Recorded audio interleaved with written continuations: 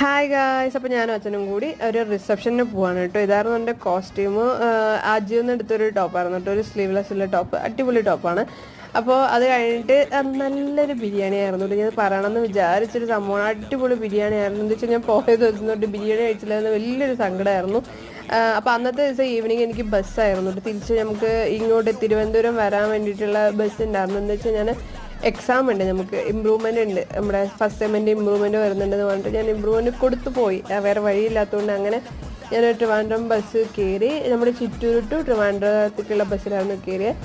അങ്ങനെ normally as usual ആയിട്ട് വന്നു. പിന്നെ ബസ്സിൽ കുറച്ച് പ്രശ്നമൊക്കെ ഉണ്ടായിട്ടോ.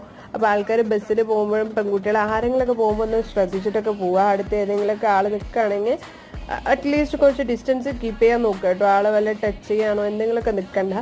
അപ്പോൾ അങ്ങനെ ഞാൻ ഹോസ്റ്റലിലെത്തി. രാവിലെ ഏർലി മോർണിംഗ് ട്രിവാൻഡ്രം കാണാൻ നല്ല ഭംഗിയായിരുന്നു കേട്ടോ. അപ്പോൾ എന്തായാലും